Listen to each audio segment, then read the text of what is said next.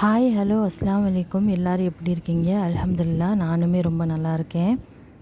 நான் இந்த வீடியோ போடும்போது ரம்ஜான் 2 நாள் ஆயிருக்கும். 3வது நாள் தொடங்கியிருக்கும். எங்களுக்கு இங்கே ரம்ஜான் வந்து 3வது நாள் தான்.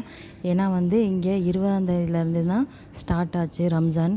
நம்ம ஊர்லலாம் 19ஆம் தேதியிலேருந்து வியாழக்கிழமையிலேருந்து நோன்பு வச்சுட்டாங்க. ஆனால் இங்கே வெள்ளிக்கிழமை தான் நோன்பு வச்சாங்க இங்கே. நாங்களுமே ஃபுல் கன்ஃபார்மில் இருந்தோம் வியாழக்கிழமை தான் நோன்பு இருக்குன்னு சொல்லிட்டு.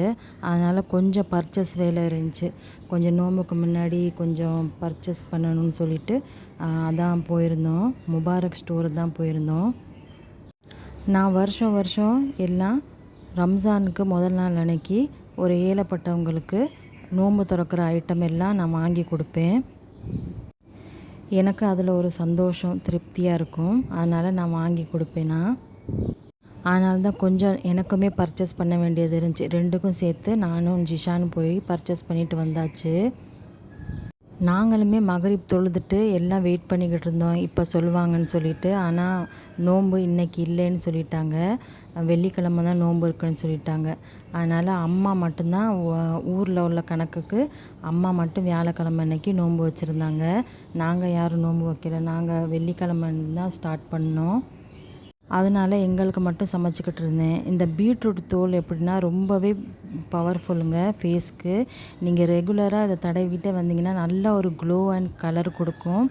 நிஜமாகவே நான் இந்த மாதிரி செஞ்சுருக்கேன். எனக்கு ரொம்பவே க்ளோ அண்ட் கலர் கொடுத்துச்சு.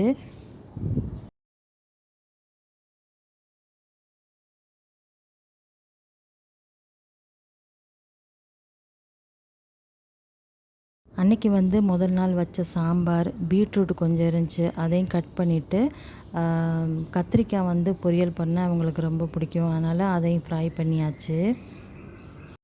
இது வந்து என்னென்னா மாதுளம்பழ தோல்.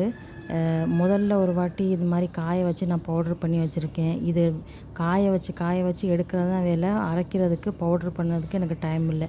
இன்றைக்கி எப்படியாச்சும் பவுட்ரு பண்ணிடணும், இல்லாட்டி அம்மா தூக்கி வீசி எறிஞ்சிருவாங்க. காய வைக்கிறது என்னமோ நான் தான். ஆனால் சாயங்காலம் எடுத்து வைக்க நான் மறந்துடுவேன். அதை அம்மா தான் எடுத்து வைப்பாங்க. இது எத்தனை நாளைக்கு தான் காய வைப்பேன் அப்படின்னு சொல்லுவாங்க. திட்டிக்கிட்டே இருப்பாங்க. இன்றைக்கி எப்படியாச்சும் பவுட்ரு பண்ணணும்னு சொல்லிட்டு ஞாபகத்தோடு வச்சுருந்தேன். இது என்ன செய்கிறேன்னா முருங்கைக்கீரை போட்டு தாளிச்சல் அப்படின்னு இங்கே சொல்லுவாங்க. ஒன்றும் இல்லைங்க, எண்ணெய் ஊற்றிட்டு கடுகு உளுந்தம் பருப்பு போட்டு ஜீரகம் கொஞ்சம் போட்டு பூண்டு குட்டி குட்டியாக நறுக்கி போட்டு பட்டை மிளகாய் போட்டு நல்லா வதக்கி விட்டு வெங்காயம் கொஞ்சம் போட்டு நல்லா வதக்கிடணும். அதுக்கப்புறம் ஒரு கைப்பிடி அளவுக்கு முருங்கைக்கீரை சேர்த்துட்டு நல்லா இந்த எண்ணெயில் கொஞ்சம் வதக்கிக்கிறணும். இது வந்து டெலிவரி ஆனவங்க சாப்பிட்டா நல்லா பால் ஊறும் அவங்களுக்கு. அதனாலே இது செஞ்சு கொடுப்பாங்க அவங்களுக்கு. மத்தியான நேரத்துலலாம் கொடுப்பாங்க, நைட் நேரத்தில் கொடுக்க மாட்டாங்க. நம்ம வடித்த கஞ்சி இருக்கு இல்லையா, சோறு வடித்த கஞ்சி, அதே ஊற்றிட்டு கொஞ்சமாக தண்ணி ஊற்றிக்கிறணும். ஏன்னா வடித்த கஞ்சி மட்டும் சேர்த்தா கட்டி பட்டுரும். அதனால் கொஞ்சமாக தண்ணி சேர்த்துக்கிறணும். இது வெயிட் லாஸ் பண்ணுறவங்களுக்கு மஸ்ட்டு. சூப்பு மாதிரி வச்சு கூட அப்படியே சாப்பிட்லாம், ரொம்பவே நல்லாயிருக்கும். அதே மாதிரி நோன்பு வைக்கிறாங்களே சகர சாப்பாட்டுக்கு இது முக்கியமாக செய்வாங்க. இதுவும் ஃபிஷ் ஃப்ரைன்னு செஞ்சுருவாங்க. இது 2 வச்சு தான் அவங்க சகர சாப்பாடு சாப்பிடுவாங்க. எனக்குமே ரொம்ப நாளாக சாப்பிட்ணுன்னு ஆசையாக இருந்துச்சு. அதான் இன்றைக்கி முருங்கைக்கீரை இருந்ததுனால செஞ்சுட்டேன்னா. எப்படியோ காய வச்சு எடுத்து நல்லா பவுட்ரு பண்ணியாச்சு. பாருங்கள், இந்த மாதிரி நல்லா மைனாக பவுட்ரு பண்ணிக்கிறணும். நான் ஏற்கனவே பவுட்ரு பண்ணி வச்சுருந்தது இருந்துச்சு, அதோடு சேர்த்து இதுவுமே பவுட்ரு பண்ணி எடுத்து வச்சாச்சு. இது எப்படி யூஸ் பண்ணணும்னா, ஒரு ஸ்பூன் பவுட்ரு எடுத்துகிட்டு கர்டு சேர்த்துட்டு நல்லா மிக்ஸ் பண்ணிவிட்டு ஃபேஸில் தடவிக்குங்க. இது செம்ம க்ளோ கொடுக்கும். கண்டிப்பாக ட்ரை பண்ணி பாருங்கள். சரி, ஜிஷானுக்கு கொஞ்சம் ஹேர் கட் பண்ணிவிட்டு வந்துடலாம். அப்புறம் நோன்பு வச்சா ஹேர் கட் பண்ண முடியாதுன்னு சொல்லிட்டு அதான் கூட்டிகிட்டு போய்கிட்டு இருந்தேன். பொறைய பார்த்தா 3வது நாள் பொறை இங்கே. என்ன பண்ணுறது, இன்றைக்கி தான் நோன்பு வைக்கணும்னு சொல்லிட்டாங்க. எப்போவுமே ஒன்று சொன்னாப்பில் வரும் ஊர்லேயும் இங்கேயும். இந்த வாட்டி என்னமோ முன்னும் பின்னுமாக இருந்துச்சு. ஹைடோவுக்கு தான் கூட்டிகிட்டு போயிருந்தேன். அங்கே பக்கத்துலேயே இருக்குல்ல கடை, அதனால் கொஞ்சம் தூரம் தான், 5 நிமிஷத்தில் போயிடலாம் வீட்டிலேருந்து. ஹேர் கட் பண்ணிவிட்டு வந்தாச்சு. பிள்ளைங்கெல்லாம் சகர சாப்பாடுக்கு சாப்பாடு சாப்பிட மாட்டாங்க. எனக்குமே பிடிக்காது, அவங்களுக்கும் பிடிக்காது. அவங்க கூட ஒரு சில நேரத்தில் சாப்பிட்ருவாங்க. ஆனால் எனக்கு சப்பாத்தி தான் பிடிக்கும்னு சொல்லிட்டு அவங்களுக்கும் பிள்ளைங்களுக்கும் சப்பாத்தி வேணும்னு சொன்னாங்க. அதனால் மாவு பிணைஞ்சி வச்சாச்சு. மிச்சம் உள்ள மாவை எடுத்து வச்சாச்சு சகருக்கு செஞ்சிடலான்னு சொல்லிட்டு. இவங்களுமே கிளம்பிட்டாங்க திராவியா தொழுகிறதுக்கு. நான் முன்னேற்பாடு எதுவுமே நான் செஞ்சு வைக்கல. சரி அப்புறம் அப்புறம் செஞ்சுக்கலாம், ஃபஸ்ட்டு நோம்பு தானே, சிம்பிளாக முடிச்சுக்கலான்னு சொல்லிட்டு சப்பாத்தி செஞ்சுட்டு கொஞ்சோன்னு ஃபிஷ் கிரேவி இருந்துச்சு, அதை வச்சுட்டு டீ போட்டுருக்கிட்டு இருந்தேன், பிளாக் காஃபி. குழந்தைங்கள்லாம் சாப்பிட்டு சகரம் வச்சுட்டாங்க, எல்லாருமே சகரம் வச்சாச்சு. இது வந்து மறுநாள் காலையில் எடுத்த வீடியோ. இங்கே எப்போவுமே நோன்பு திறக்கிறதுக்கு சன்னா இருந்தால் தான், அதனால் அதை முதல்ல ஞாபகப்படுத்தி ஊற வச்சாச்சு, இல்லாட்டி அப்புறம் மறந்துடுவேனா. கடல் பாசியுமே ஊற வச்சுட்டேன், ஒரு 10 கிராம் போல் எடுத்திருந்தேன் கடல் பாசி. இதையுமே நல்லா வாஷ் பண்ணிவிட்டு ஊற வச்சுட்டேன், ஏன்னா இதுவும் வேகிறதுக்கு ரொம்ப லேட் ஆகும்ல, அதனால் காலையில் ஊற வச்சுட்டேன்னா. இவங்களுமே ஸ்கூலுக்கு போயிட்டு வந்துட்டாங்க, வந்தோடனே ரொம்ப டயர்டாக இருக்கு மம்மான்னு சொல்லிக்கிட்டு இருந்தான். நானுமே சின்ன பிள்ளையில நோன்பு வைக்கும்போது நோன்பு இங்கே வச்சுட்டு பக்கத்து வீட்டில் போய் தண்ணி குடிச்சிருவேனா. அவங்க வீட்டில் ஃப்ரிட்ஜ் இருந்தனால, எங்கேயுமே ஃப்ரிட்ஜ் இருக்காது, அவங்க வீட்டில் தான் ஃப்ரிட்ஜ் இருந்துச்சு. அதனால் ஐஸ் தண்ணி பார்த்தோன்னே எனக்கு தாகம் ரொம்ப தாகமாக இருக்கும், அங்கே போய் தண்ணி குடிச்சிருவேன். அவங்களுமே சொல்லுவாங்க, எதுக்கு சின்ன பிள்ளை தானே, ஒரு காலையிலேருந்து 12 மணி வரை நோன்பு வைக்கட்டும், அதுக்கப்புறம் சாப்பிடட்டும், மறுநாள் அதே மாதிரி வைக்கட்டும், ஒரு நோன்பு ஃபுல்லாகிரும்ல அப்படி சொல்லுவாங்க. அவங்க ரொம்ப சப்போர்ட் பண்ணுவாங்க அந்த அம்மாய். அவங்க வந்து கேரளாக்காரவங்க, எனக்கு ஒரு அம்மா மாதிரி அவங்க. அவங்க இப்போ இல்லை, அவங்களுக்காண்டி எல்லோரும் துவா செஞ்சுக்குங்க. இந்த கடல் பாசி வந்து எனக்கு முதல்ல செய்யவே தெரியாதுங்க. நான் பாட்டுக்கு சும்மா அதை கரைஞ்சோன்னே பாலை ஊற்றிடுவேன். அது வந்து திட்டு திட்டாக இருக்கும், நல்லாவே இருக்காது சாப்பிட்றதுக்கு. ஒரு நாள் இப்படி தான் அடுப்பில் போட்டு நான் பாட்டுக்கு மறந்துட்டேன், அது நல்லா தண்ணியோட தண்ணியாக கரைஞ்சிருச்சு.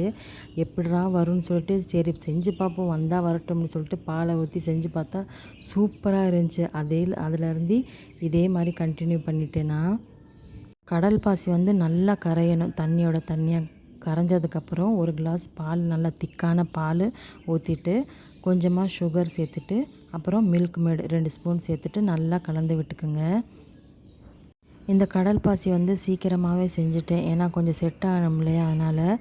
இங்கேயுமே சைடு பை சைடாக சன்னாவும் வேக வச்சாச்சு. கொஞ்சமாக ஃபுட் கலர் சேர்த்துருக்கேன், இது கொஞ்சம் ஒயிட்டாக இருந்தால் சாப்பிட மாட்டாங்க பசங்க, அதனால் கொஞ்சமாக ஃபுட் கலர் சேர்த்தா கொஞ்சம் கலராக இருக்கும்ல, அதனால் சாப்பிட்ருவாங்கன்னு சொல்லிட்டு கொஞ்சமாக சேர்த்துருந்தேன்.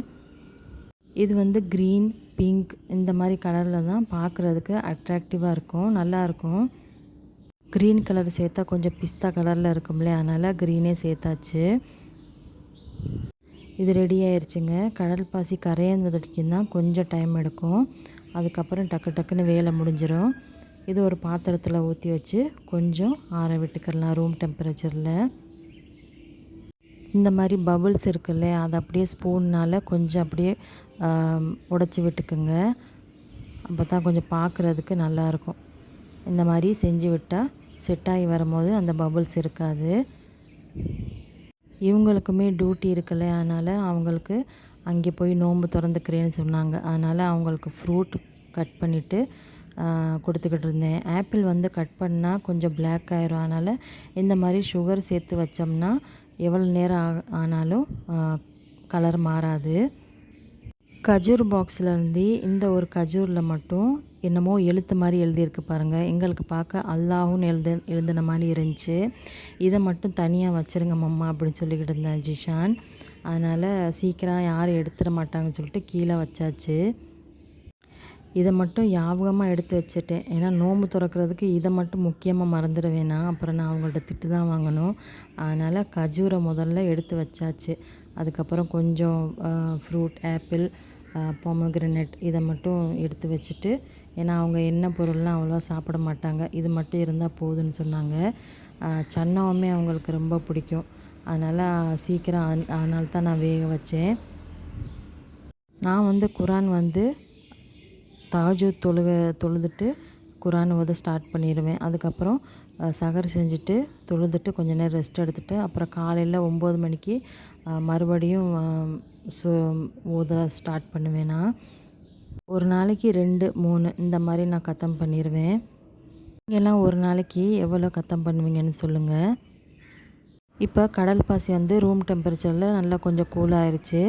இப்போ நல்லா அந்த மாதிரி க்ளீன் ரேப்பரில் கவர் பண்ணிவிட்டு ஃப்ரிட்ஜில் தூக்கி வச்சிட்டோம்னா நல்லா செட் ஆயிரும்.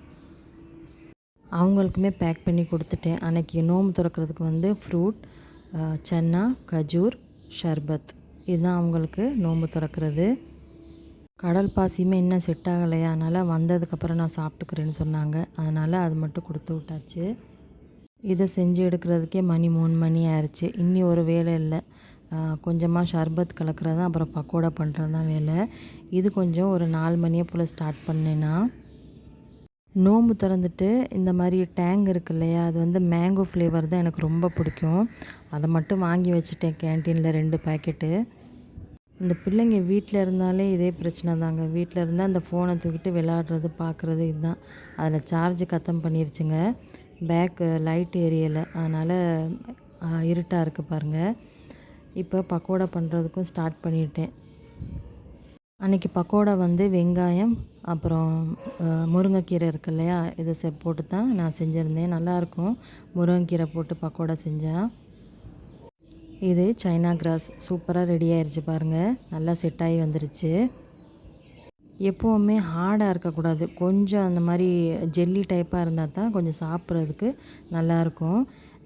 பிள்ளைங்களுக்குமே ரொம்பவே பிடிச்சிருந்துச்சி இந்த கடல் பாசி. நம்ம கட் பண்ணிவிட்டு எடுத்து வச்சோம்னா எடுத்து சாப்பிட்றதுக்கு கொஞ்சம் ஈஸியாக இருக்கும். இப்போ நோன்பு திறக்க எல்லாமே ரெடி ஆயிடுச்சு. எல்லாம் அரேஞ்ச் பண்ணிவிட்டு துவா ஓத ஸ்டார்ட் பண்ணிட்டோம்.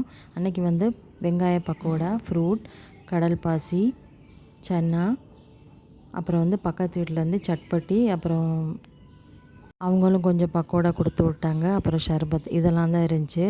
நான் வந்து உள்ளே இருந்தால் வாங்க சத்தம் கேட்காதனால வெளியில் நின்றுக்கிட்டு இருந்தேன், வாங்க சொல்கிறது கேட்குதா என்னென்னு சொல்லிட்டு. அல்ஹம்துலில்லாஹ் அன்றைக்கி எல்லாருமே நல்லபடியாக நோன்பு திறந்துட்டோம். நான் எத்தனை ஐட்டம் கூட செஞ்சுருவேங்க. ஆனால் அதுக்கப்புறம் வர அந்த பாத்திரம் சேரும் பாருங்கள். அதுவும் நோன்பு வச்சுட்டு நம்ம டயர்டாக இருப்போம். அப்புறம் என்ன பண்ணுறது, எல்லாமே நம்ம தானே பார்த்தாகணும். அது எல்லாம் பொறுமையாக உட்காந்து எல்லாம் வாஷ் பண்ணியாச்சு.